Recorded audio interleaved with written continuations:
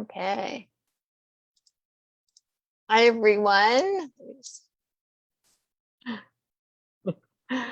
I hope you're enjoying our day 2 of this fabulous summit that we've put together for you guys. And hopefully you've learned at least one thing you can add to your life. And we have so many more speakers that are coming in. Another one today after Corby, and 3 tomorrow as well. So if you haven't learned something, there's tons in my book that you can look at as well. And we can talk about the VIP later today too. So right now we have Corby on here, and I've mentioned it before, but I want to mention it again. When I did a session with Corby, we were talking about forgiveness, and I was like, oh, I'm embarrassed of all the people that I've dated in my life. And we were talking about one in particular, and I said, oh, I have some fear also around public speaking.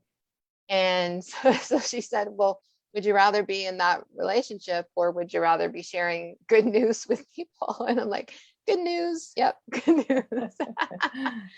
And so I think about that every time when I try to share stuff with people. So I'm excited for her talk today. And I've got a great intro for her that I'm just going to read for you guys. So Corby is a transformational catalyst. Her mission is to liberate people pleasers and overgivers from the plan of self-doubt to self-empowerment, so they can fully embody the joy and happiness they have been craving. Corby is known for her down-to-earth spirit and brings much warmth, kindness, and laughter into her work, while gently but firmly holding her clients accountable to themselves. So thank you so much, Corby, if you want to take it away. Yeah, thank you, Tanya. I'm excited to be here. And, you know, you're an epitome of the joy that's possible once we really step into ourselves. I like the quote from the Nightbird, the lady that was on the America's Got Talent, I think, or the singing one. You can't wait until life isn't hard anymore before you decide to be happy. You know, that's a really good quote, because we have to be in the here and now, and we can't wait until there's a better time. And so I love what you've started here, and you did it, you know, and you just started. So that's great. Thank you. I remember growing up, and I was always feeling like I didn't belong, like I wasn't good enough, that I had the feeling that I had nothing to offer to anyone. And when I was 8 years old, my mom moved halfway around the world and started a family without me. And she left my brother and my dad and me, you know, and so I wasn't part of her life. And so I grew up with this deep sense of abandonment.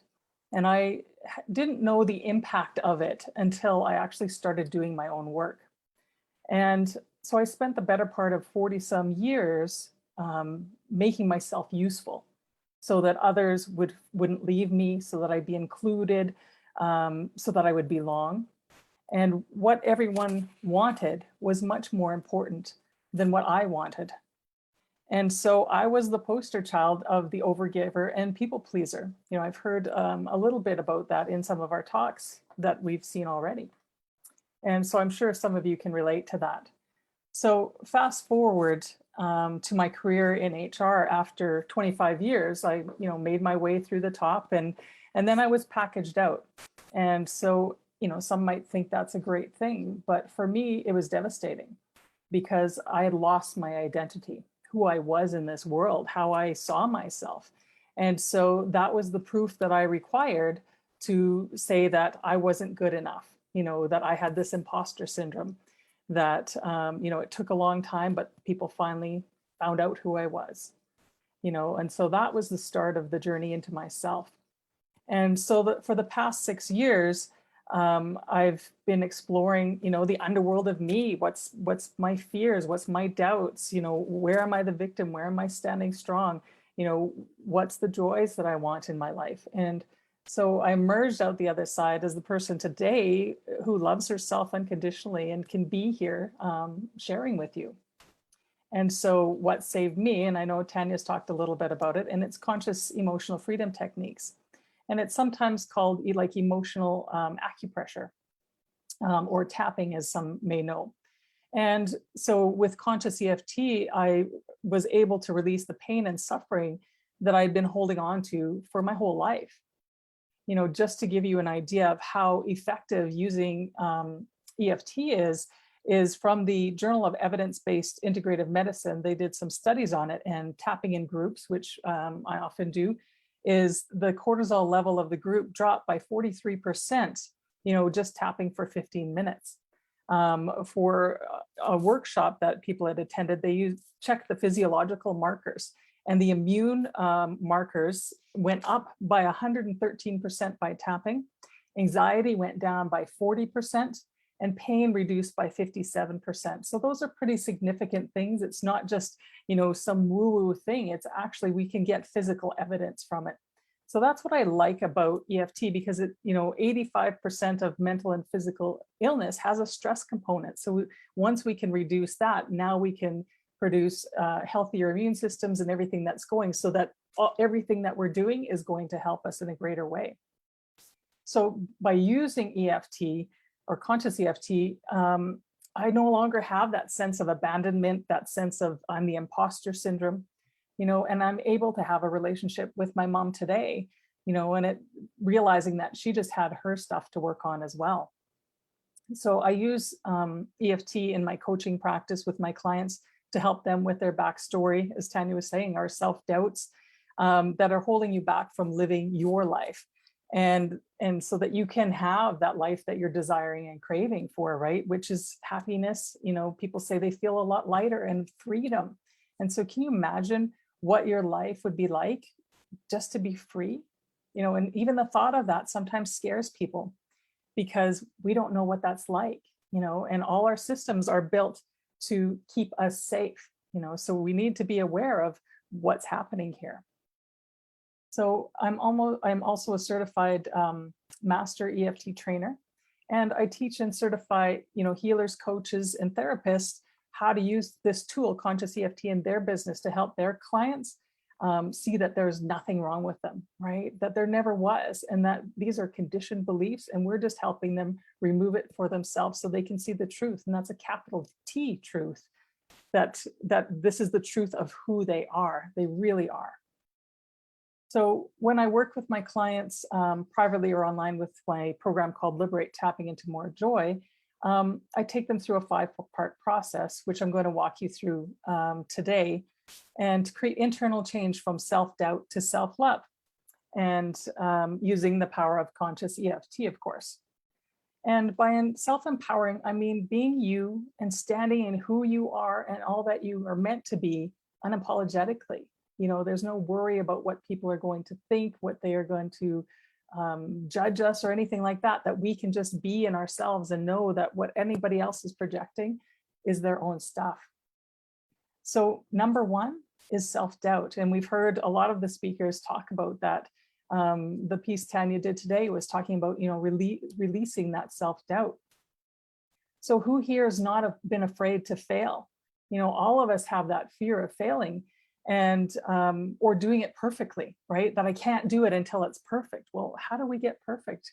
Those are strategies that we've built over the years because we've had to keep safe some way, either emotionally, physically, or mentally at some point in our life. The flip side of that is, what if I become successful?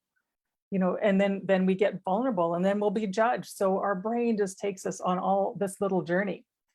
I remember thinking, why would people want to choose me? Right? That's that doubt in myself. And I had a lot of that, even hearing Tanya say, like, she didn't want to be seen, right? It's like, it's a protection for ourselves. So where does it come from? And I know we've heard from other speakers tell us, like, it's from the past, it's from our parents' conditioning, it's from society. And then once we have that conditioning, which is, by no fault of our own given to us, we don't have a choice in that. It's because where we're born and the communities we're raised in. So we form our beliefs from that. We form our behaviors, our thoughts, and our actions. And then we go about proving it. And so by proving it means that it reinforces that belief we have of ourselves. So we will do things or invite people into our lives that will create this, see, I told you we can't be seen. See, I told you, we can't be successful, or I can't make money, or whatever it might be. I know for myself, when I, tried to step forward in things and then it didn't work out, then it's like, that's proof I wasn't good enough, instead of just saying, well, maybe it wasn't the right time or something didn't happen. And so when we think about these strategies, they're built actually to keep us safe. And a lot of times we want to get rid of them. And what I teach is that they're not a mean or vicious thing that we have. It's a learning. We call them limiting beliefs, but actually it's just learning. And we learned up to that point that this is how we had to be in the world. So if we can learn that, we can unlearn it as well.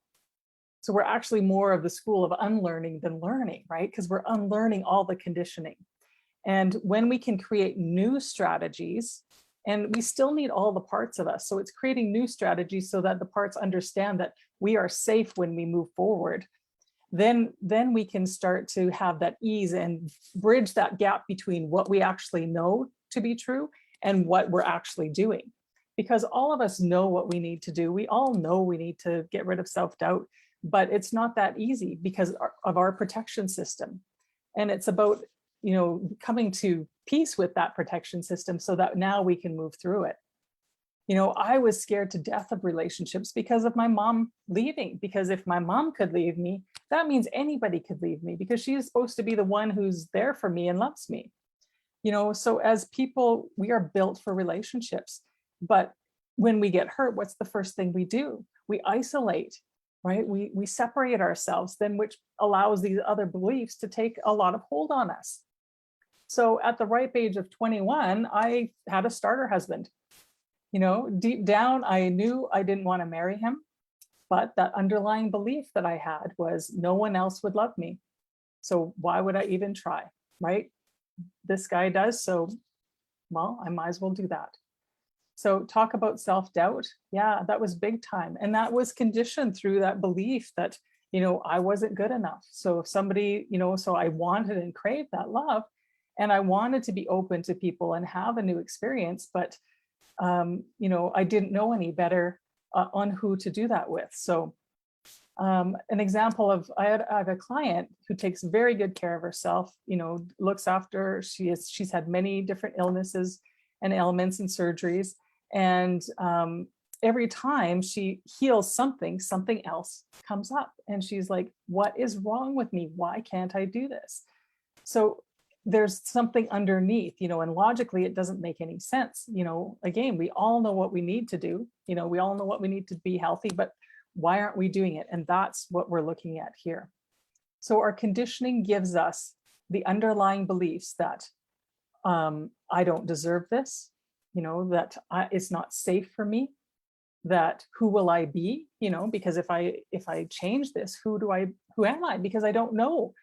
And then will I fit in, right? So there's that belonging, that am I good enough? And those are powerful beliefs. Those are at the core of almost every human being. And I would take a guess that of every one of us, because 100% of my clients have this, including me.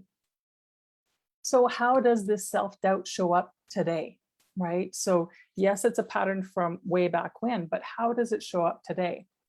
So we're not saying no when we said yes. I used to do that all the time, volunteer for things, doing whatever, even when I didn't have time or didn't want to do it.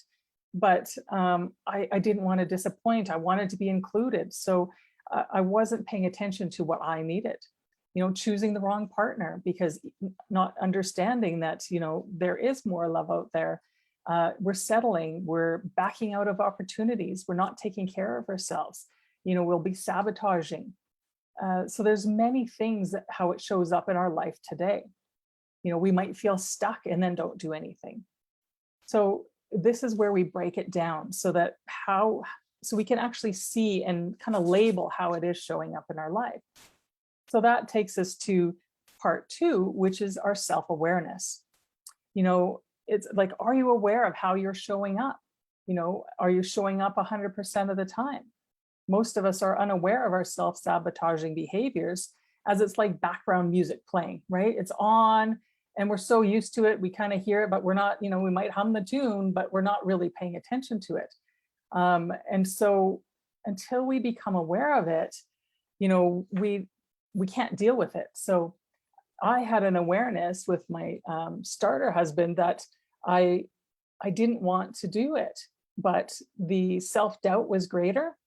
And so I turned the volume down on that awareness, and I didn't have the strength to stand on my own and get out of that relationship. So by being aware and not doing things about it, or allowing us to not do what feels right for us, we're adding stress, and it stays stuck in our body because we're internalizing all these things that's saying we're not good enough, we're not important, it's not safe for us, and we don't have an outlet for that. And we cannot change that which we are unaware of, right? And so until we do all these habits all the time, it's like putting our winter coat on and walking out the door in the wintertime. It's just something we do. It's so common. And so we need to tweak that awareness. It's like when you buy a red car, then all of a sudden everybody's driving a red car when you go around. And it's because our awareness has now been peaked. So, we need to have that awareness to make the change. So just like my client who, was doing all the right things, she was aware she needed a team to help her get better. And she did everything else, but what she was unaware of was the belief system that was driving underneath everything she was trying to do. And so it was her subconscious that was stopping her from healing completely, because it didn't make any sense, and she was exhausted from using all of the tools that she had.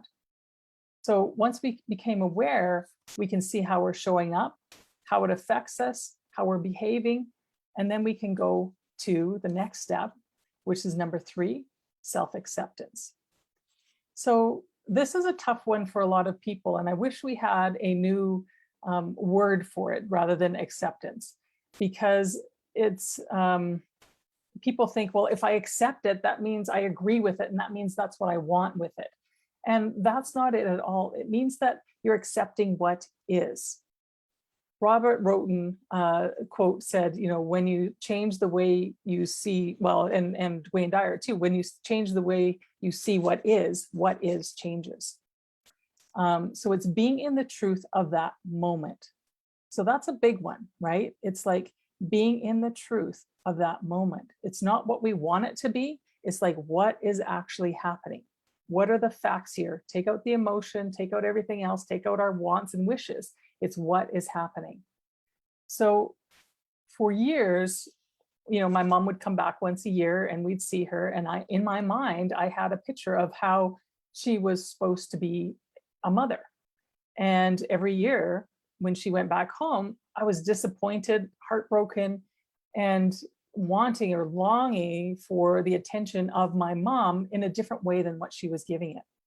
And so it wasn't until I started doing this work that I realized that I wasn't accepting her as she was. It's how I wanted her to be, and so once I could see that, then I was able to change our relationship, because I didn't have the expectation of her being the mom I wanted her to be.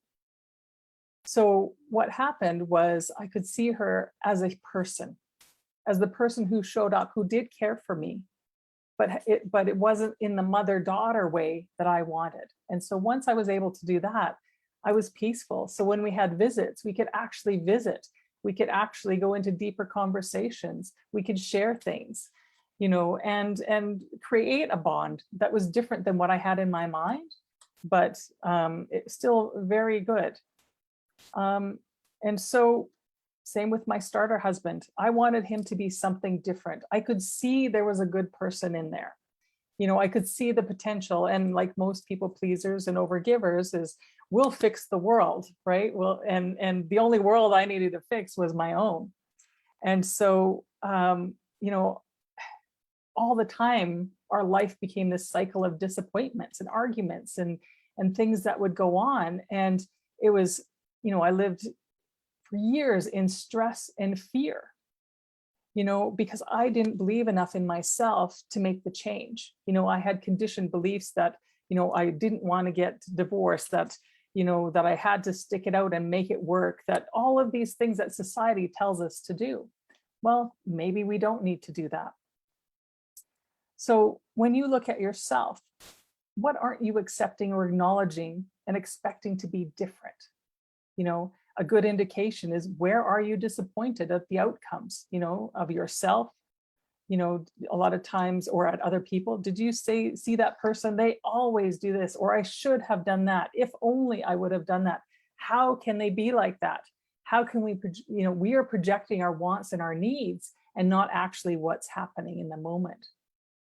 So in today's culture of being positive, we sometimes forget that acknowledging how we're feeling in this moment is very powerful. And we often call, like, if I'm angry, we try, well, just say something positive, but we're doing a disservice to ourselves, because anger is just an emotion, and emotions are energy.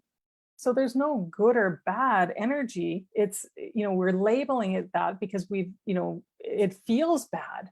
But the fact is that there's part of us has anger, and that needs to move this through us. So using conscious EFT, we have a tool that can help us manage the anger in a safe way to dissipate it and give it its due. Because if we don't, it gets locked in our body.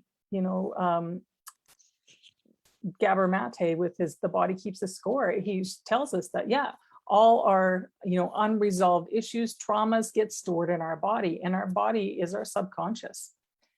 So when what we resist persists. So that's why we need to allow ourselves to deal with it. And what happens is, people get so afraid because we haven't been used to feeling our emotions. We usually cut ourselves off from it, that we're afraid we're going to have the big blowout or the big cry, the big one where we won't even want to see anybody. And it's like, but when we are in a free state, when we've done our work, we're allowed to feel our emotions and allow it to pass through us. And we don't have those big visceral reactions because it's not stored up, which is much healthier way. It's like an ebb and a flow, and that's how life is supposed to be. So if you think of holding all these stresses is like us holding a beach ball under the water, right? It takes effort to hold that water. So if you think of that as, this is my anger, this is my fear, this is my self-doubt, and I'm holding each one of these for all the things that I believe to be bad or not good about myself.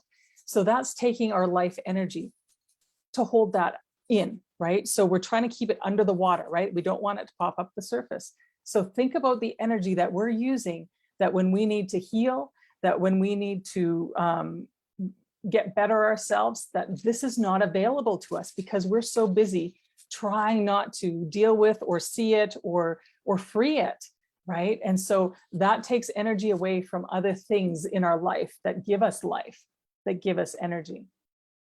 So that's why it's important to do the work. So number 4 is mastering your self-love, and there is nothing more important than that. We all know, just love yourself. Of course we do. But what does that mean? It's not the bubble bath or the pedicure or the glass of wine, but it helps. It's when you can look in the mirror and really look at yourself in the eye and say, I love you. And that sounds simple, but it's one of the hardest exercises to do. Every year, I choose a word for myself. So one year I chose in service, and it was in service of me, so I could be in service of others better. And so logically, it sounds great. Yes, I know I have to be, more in service of me so that I can be stronger for others. But what happened was really interesting. I triggered some underlying subconscious beliefs of self-doubt. And the belief that came out was that if I'm in service of me, then I'm not in service of you or whoever needs it. And that was selfish of me, so this people pleaser of me just jumped right in. And so I had a really strong reaction, and I started self-sabotaging myself. Logically, we know, put the oxygen mask on first. So I had a huge opportunity to, a growth opportunity. It's like once we start this journey, it's like there's always opportunities. It's like, oh yay, more chance to heal. So I had to work through that. And what was showing up for me in my life, the more I wanted to bring this to the surface, the more I shut down. I wasn't eating right. I wasn't exercising right. It was like a total shutdown. Like if you're going to look after yourself, you're not helping others.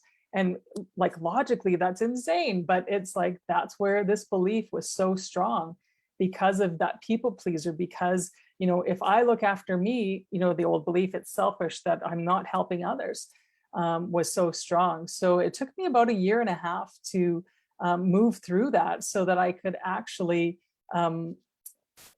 like know that it was okay for me to begin to exercise, to look after myself, and have more energy to look after my clients. And so it was, when you get to that point where you can really see yourself, it's an unbelievable feeling where you can just feel that love radiate out. I mean, we can love others, but when we're guarding ourselves, we're truly not giving all the love that we can out to those that we're working with, that we love, the communities, the bigger scale of love. And so it was so profound when I actually looked at myself and realized that, wow, I do love you, and you have some great qualities, and a lot of gifts to share, and that I could own that, because for years, I would, you'd see myself in the mirror, but not really see myself. So it's just kind of a glaze, and yeah, it's good. And then, when you get those pictures when you're out somewhere and it's like, oh my gosh, I didn't know I looked like that, and then you go into a shame and guilt cycle, and then it doesn't motivate you to go forward at all.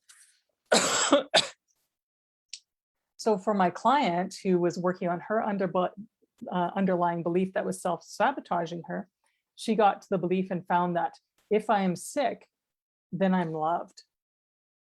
And so no wonder why, no matter what she was trying to do, her body was trying to protect her from actually becoming healthy, because what's worse for a child than not being loved? Nothing.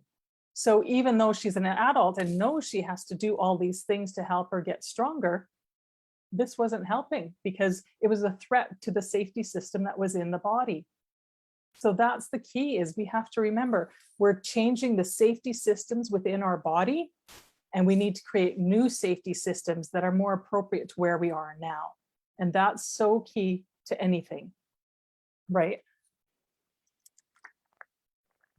And so once she found this belief and we did the work around that, she was able to, start healing and actually remain healed in certain areas of her life, and because the stress levels of that are gone. And now she can know that it's safe for me to be healthy and to be loved now. That's the new belief that's being instilled.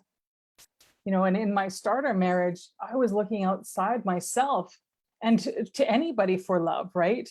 And to validate me, to make me stronger, to make me more lovable, to stand up for me. And, I didn't know it was me that I was looking for.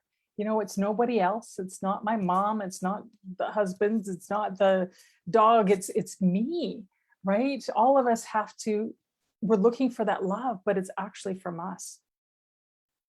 Can anyone relate to that? So the bottom line is, it's loving yourself exactly at this moment where you're at, not when you lose the 10 pounds, not when you eat the kale smoothies, not, in a year from now. It's not when you feel better. It's not when you can do, the marathon, whatever it is that you want to do. It has to be today, because change only happens today. This only happens right now, in the here and now. And once you love yourself, well, the world's your oyster.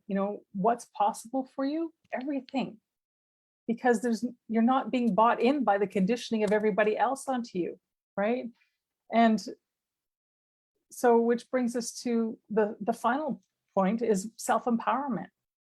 So once we're loving ourselves, we've removed the doubts, we've created new safety patterns, we arrive at that self-empowerment. And what's possible when we love ourselves? We are capable of amazing things. I am enough. I matter. Anything is possible. People have arrived at that when they start saying those I am statements, just as in Tanya's book there, like say, I am stronger, right? Because that's the absolute truth. That's the capital T truth. And that's always been in there. It was just buried under all the crap of everything else, and that's not a bad thing. That's the journey of life. So, we no longer, when you think of it, those beach balls, right? We're no longer having to hold them down. We're not afraid of them. We can let them go because we can work at them and help them to move along the way. So then we have that energy that was used to hold those balloons down or those balls down can now be used to help us more energy in our life, to help us to heal, to help us to grow in the directions that we want to grow, right? That's so important. So what happens? We care for ourselves, right? We say yes to us and no to things that don't align with our values. We have healthy boundaries and we can still be kind and caring. Often people think, well, it's an either or thing. It's never an either or, it's an and. We ask for what we need and don't feel like it's selfish or that it's a burden, right? We gather in community because in community, it can hold such a beautiful space, just like this group here today in this summit is we're holding a space and an energy, and that allows healing in itself. We don't have to do this alone. We end up having healthy relationships, right? Because we're not willing to compromise with things that are going to compound our health or our energies or anything about us. And we end up having financial freedom and we value our time.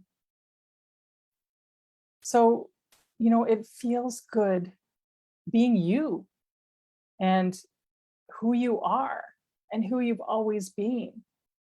But now you can see that, So life is an evolution. And by liberating ourselves from our fears, from our doubts, our worries, the I'm not good enoughs, who do I think I am? Whatever that is for you, we find the strength, that the love and the joy that you may have only dared to dream of. And some never have dared at all because it wasn't safe to, but you now are willing to step into that. And for those of you who are serious about getting out of your own self-doubt or tired of being sick and tired, then we've got lots of resources here for you to reach out at.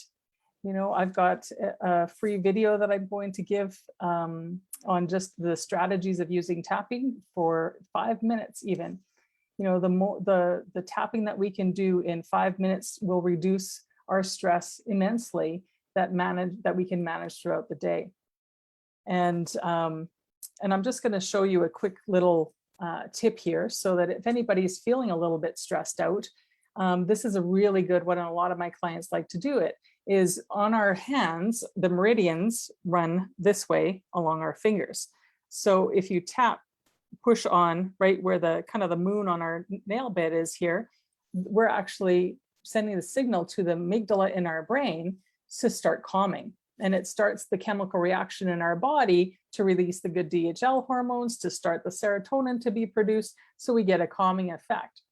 And the stress that's happening to us today isn't just the stress from the past. We have a collective pandemic going on in the world. People are overwhelmed, overworked, underpaid, all of that that's going on. And we feel the energies of everybody else in the world and what's going on a daily basis. So you can either squeeze your fingers like this, or you can tap on the side, or you can do it one-handed where you press and hold. And I have a lot of people do that at work underneath their desk, that they will do this. So it's important that you have all these kind of tools. It's not one tool that's the be all end all, but it's when we put them together that we have the power to heal as we need. So I know what it's like to feel stuck and not good enough. And I've done my own work to get out of my way and live from a place of unconditional love and acceptance. And I promise you that living from this place of freedom, of being you, me being me, is way more fun. And it is freedom. So the bottom line is liberate yourself, because life is meant to be experienced in joy and in love. And so what are you waiting for? You know, life is now. Tap in.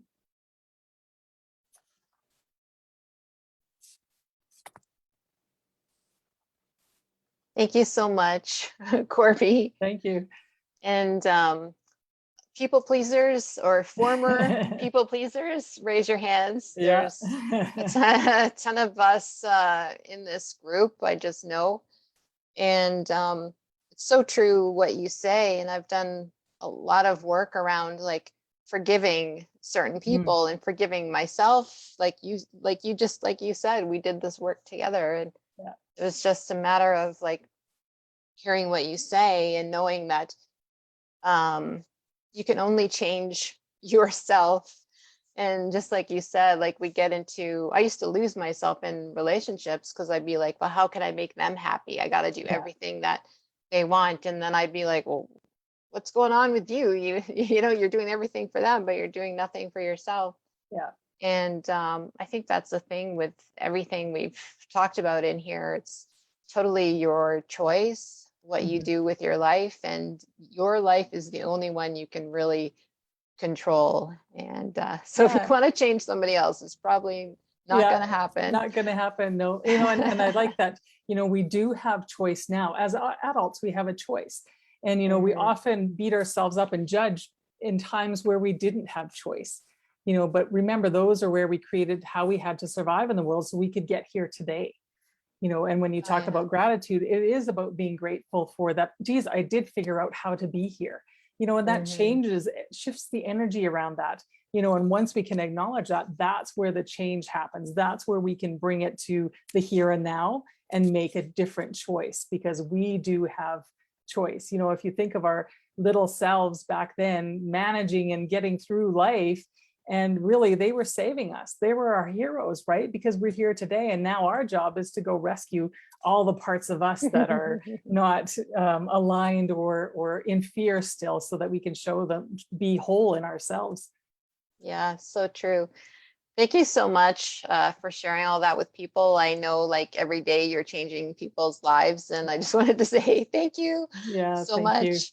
And so we'll have another two people talking about oils and aromatherapy and emotional wellness later today at 6 o'clock. And And thanks, everyone. yeah, I've also got a VIP offer too with Oh, yes. yeah, sorry. So Great. I have a 5 week program on the Liberate, tapping into more joy. It's an online program. So Okay. that'll be up for offers there too. And I'm just putting in a link. If you want to talk to Corby, there's Yes. a link in there, and her freebie. When it's ready, I'll pop it in the same place, and then everyone can get that. And it's on reducing stress, which we all need in our lives. And so thank you again, Yeah. Corby, for Thank you that so as much. well. Thank you.